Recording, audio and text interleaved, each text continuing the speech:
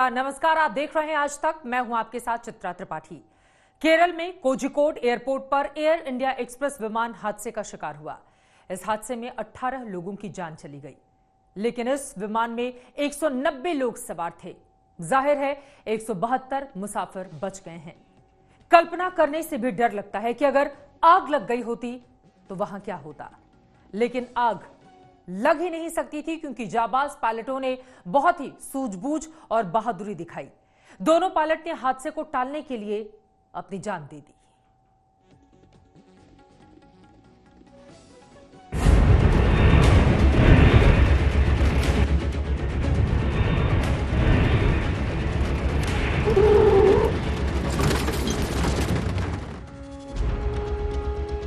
ये उड़ान खुशियों की थी। दुबई से एयर इंडिया एक्सप्रेस का AXB1344 बोइंग 737 दुबई से कोझिकोड आ रहा था। 184 यात्रियों और क्रू के 6 सदस्यों को विमान अपना सफर पूरा कर दूसरे अटेम्प्ट में रनवे पर उतर भी चुका था। शूट अप कर गया और मातम में डूब गया पूरा देश।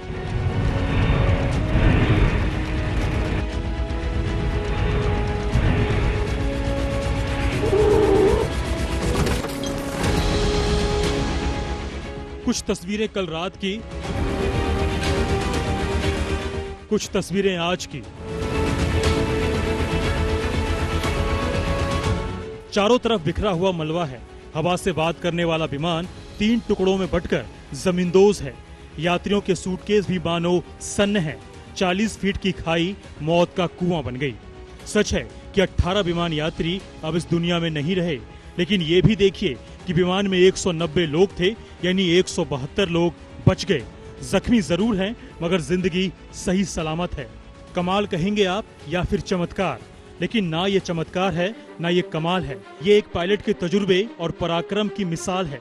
अफसोस कि 173 लोगों की जान बचाने वाले महान पायलट दीपक बसंत साठे अब इस दुनिया में नहीं हैं। लोगों की जान बचाने में खुद को शहीद कर गए बसंत साठे, और उनके साथ ही शहीद हो गए को pilot captain Akhilesh Kumar.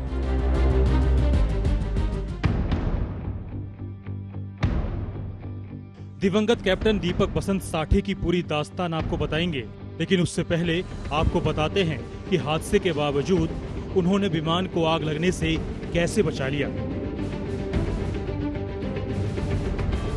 Runway पर उतरते ही उन्होंने ये भांप लिया कि विमान निर्धारित स्थान से आगे बढ़ जाएगा। आगे बढ़ने का सीधा मतलब ये कि विमान रन छोड़ते हुए नीचे खाई की ओर जा सकता है। दीपक बसंत साठे ने विमान का इंजन फौरन बंद कर दिया। इंजन बंद होने से 2 बातें हुई। एक तो रफ्तार एकदम कम हो गई, दूसरे विमान में आग नहीं लगी।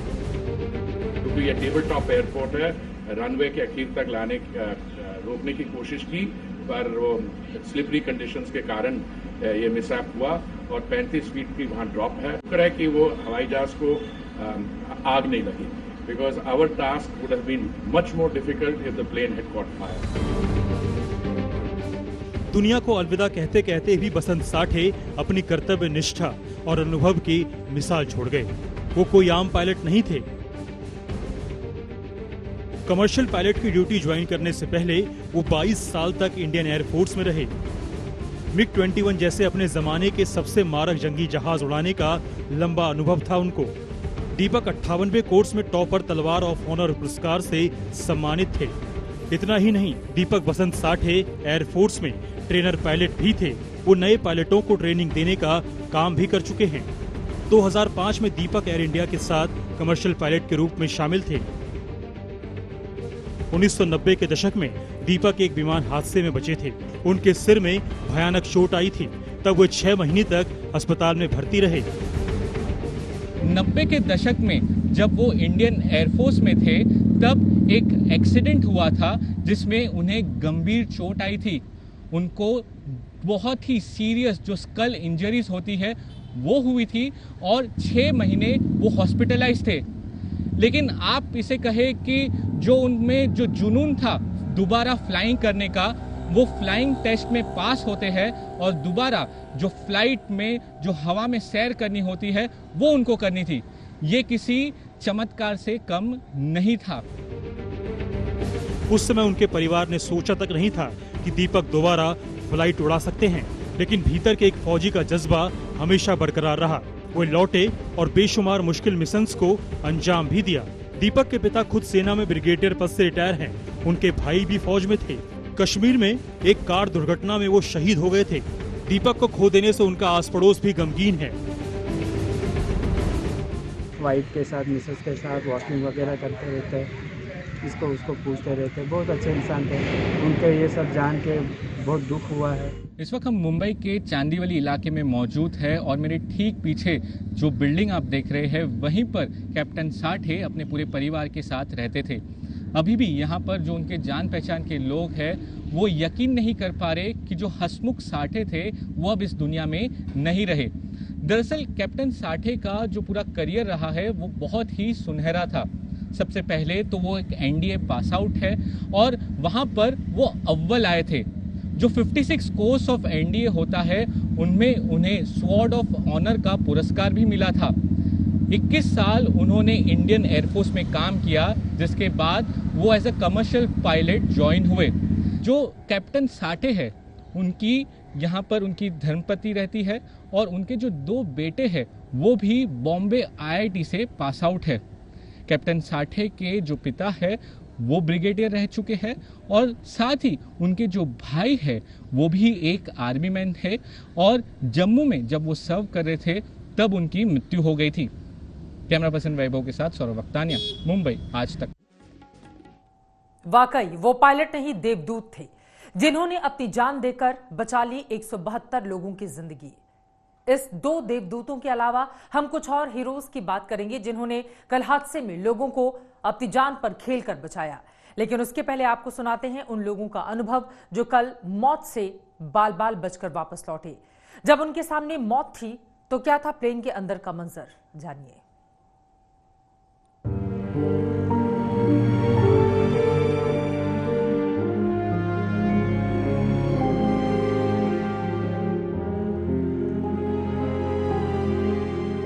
आसमान से जमीन पर उतरा लेकिन मौत बनकर। इसी मलबे में बिखरी है यादें, दर्द की कहानियां, दिल दहलाने वाला वाकया और वो खौफनाक मंजर।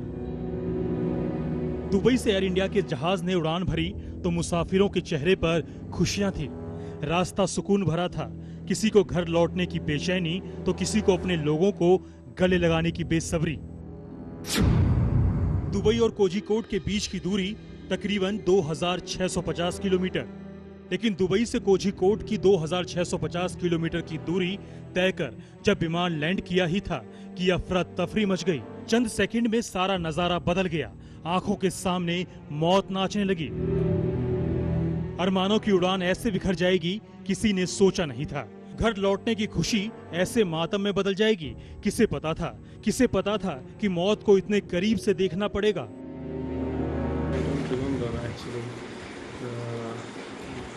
Mind is full empty. It's like a free fall, very short free fall. Hit hard, very hard on the ground. Thanks God. I can only thank God because I'm safe, my friend's safe. Most of the people around me looks okay. I can only thank God. 190 लोगों में से कोझिकोड के सैफुद्दीन भी थे। Dubai में school बंद हो गए। कोरोना का खतरा वहां थोड़ा कम हुआ तो परिवार के साथ घर लौटने का मन बनाया। विमान में सैफुद्दीन अपने परिवार के साथ थे। हादसे में ये परिवार बाल बाल बच गया। हालांकि चोट लगने की वजह से बेबी मेमोरियल हॉस्पिटल में भर्ती कराया गया है। विमान के टुकड़े देखकर हर कोई हैरान रह गया। विमान के अंदर यात्री किस खौफ से गुजरे होंगे, इसकी कल्पना करना भी मुश्किल है। मैं कल दुबई से आया एयर इंडिया एक्सप्रेस में कैलिकट। वो लैंडिंग के समय कुछ प्रॉब्लम आई हुई फ्लाइट में।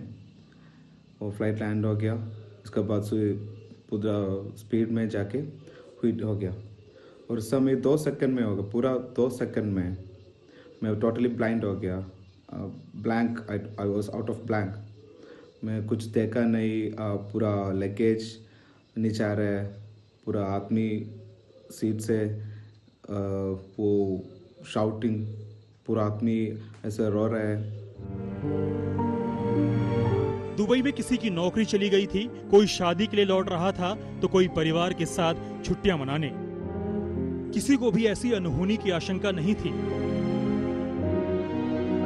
यात्रियों में 10 बच्चे थे, महिलाएं थी, बुजुर्ग थे। बड़े जतन के बाद उन्हें ये फ्लाइट मिली थी।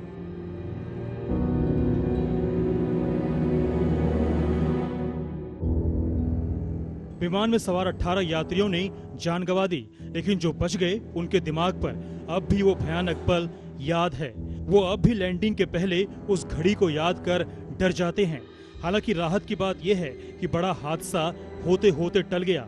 बहुत बड़ी अनहोनी हो सकती थी अगर विमान में आग लग गई होती। कोझिकोड से गोपी कृष्णन उन्नीथन और नागार्जुन के साथ शालिनी लोबो, आज तक। वैसे तो हिंदुस्तान के हर एयरपोर्ट की सुरक्षा की जिम्मेदारी सीआईएसएफ की होती है, लेकिन कोझिकोड में सीआईएसएफ के जाबाजों ने जो बहादुरी दिखाई वो काबिले तारीफ है। इस हादसे में इस यूनिट के कई जाबाज हिंदुस्तान के हीरो बनकर उभरे हैं।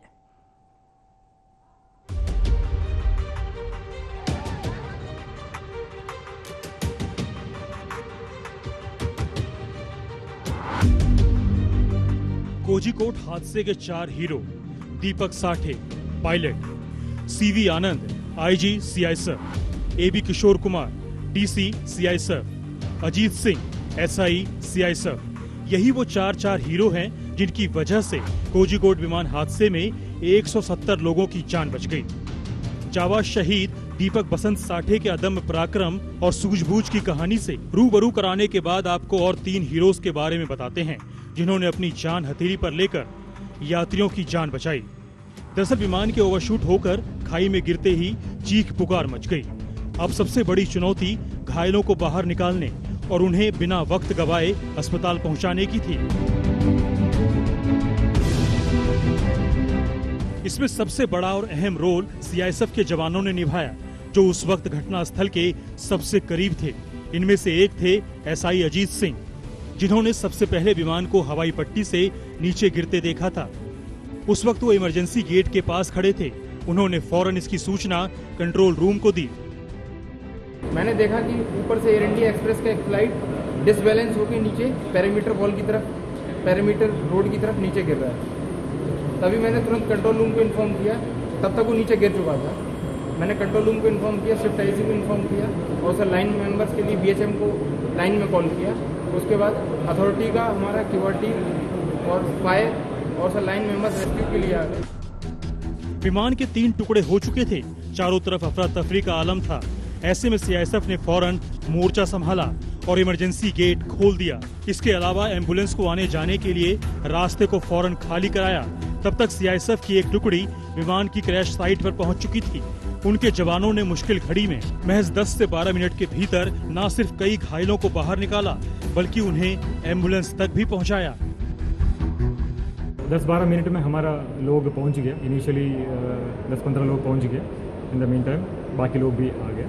तो सब लोग मिल के, एयरपोर्ट अथॉरिटी का फायर भी है, लोकल फायर भी पहुंच गए। सब लोग मिल के काफ़ी लोगों को बचा लिए।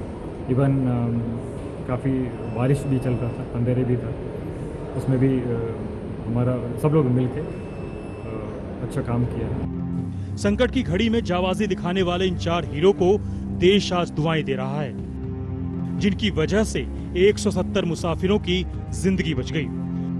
आज तक ग्राउंड जीरो कोझिकोड में है और मेरे पीछे आप देख सकते हैं जो लोकेशन जहाँ पे ये एयरक्राफ्ट क्रैश हुआ है, और जो हम आपको दिखाते हैं अब कि यहाँ पे जो लोकल्स, जो वो इंजर्ड लोग को रेस्क्यू किया था, वो कितने क्लोज बाय यहाँ इस क्रैश साइट से रहते हैं। आप देख सकते हैं ये मेरे पीछे है क्रैश साइट और वहां से सिर्फ 100 मीटर्स की दूरी में यहाँ पे घर है। सलामी के काबिल स्थानीय लोग भी हैं जो तमाशा देखने नहीं, लोगों को बचाने, अस्पताल पहुंचाने में मदद के लिए आगे आए। कोझिकोड से शालिनी लोबो के साथ आज तक ब्यूरो। लेकिन एयर इंडिया की विमान हादसे ने कई सवाल भी खड़े कर दिए हैं। आखिर कैसे हुआ यह हादसा? जिस विमान ने 2600 किलोमीटर की दूरी नाप दिया, उसके लिए रनवे छोटा पड़ गया। आखिर क्या हुआ आखिरी पल में, जिसके बाद विमान के 2 टुकड़े हो गए? दिखाते हैं आपको इस रिपोर्ट में।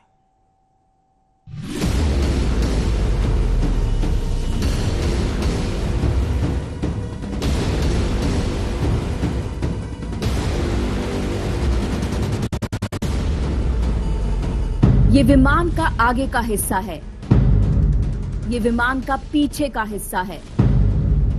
एयर इंडिया का विमान ऐसे ही टुकड़े टुकड़े हो गया। कॉकपिट और आगे की 2 सीटें, फिर बीच का हिस्सा, फिर प्लेन का आखिरी हिस्सा, ऐसे ही विमान के परखच्चे उड़ गए।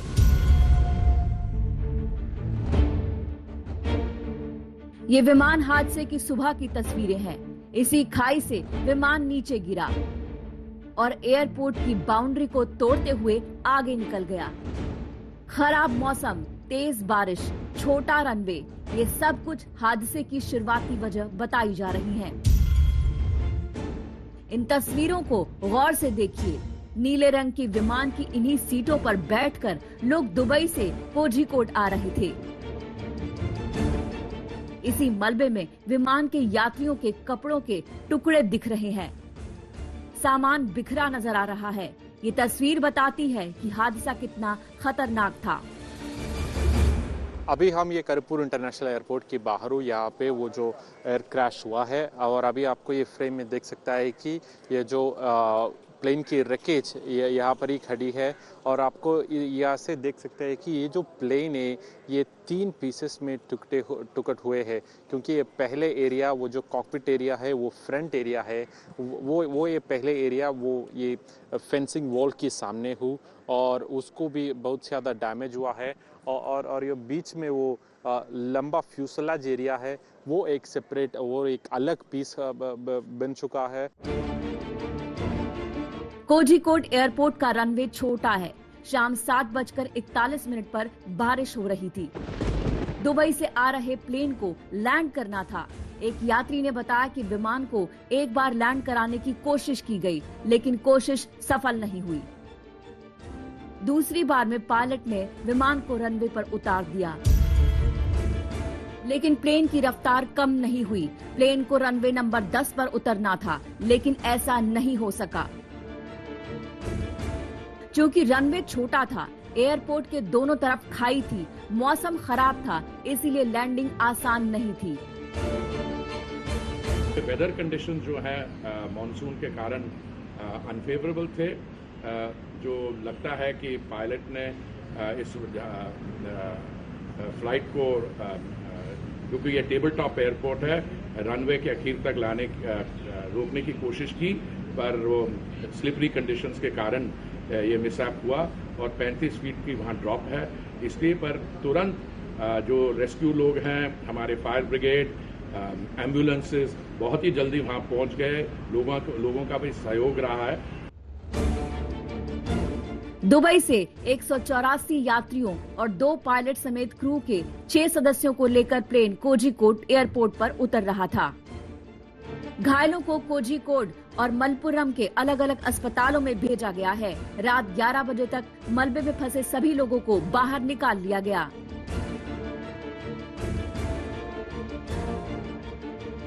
शालिनी लोबो के साथ गोपी उन्नीथन, कोझीकोड आज तक। उम्मीद यही कि इस विमान हादसे से हिंदुस्तान में सबक लिया हो और आगे कम से कम अपने रनवे को लेकर, एयरपोर्ट को लेकर, वहां की अथॉरिटीज को लेकर जो भी सुरक्षा व्यवस्था है उसको और ज्यादा चुस्त दुरुस्त बनाया जाए। इसी के साथ हमारी इस पेशकश में बस इतना ही, लेकिन देश और दुनिया की हर बड़ी खबर के लिए आप देखते रहिए आज तक। फौरन लौटते हैं, देखते रहिए आज तक।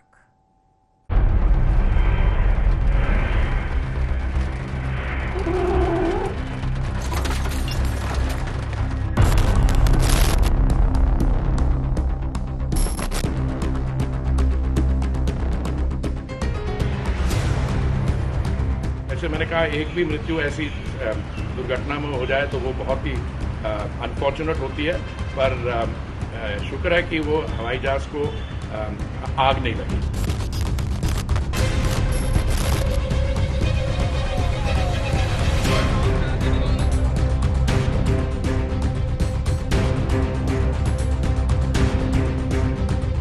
ये एक और भी बड़ा हादसा हो सकता था।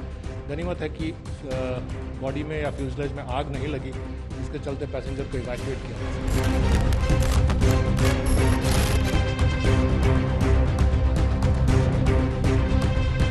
इस स्किड के कारण जहाज रनवे को ओवरशॉट कर गया होगा और तभी ये 35 फीट नीचे गड्ढे या खाई में गिर गया।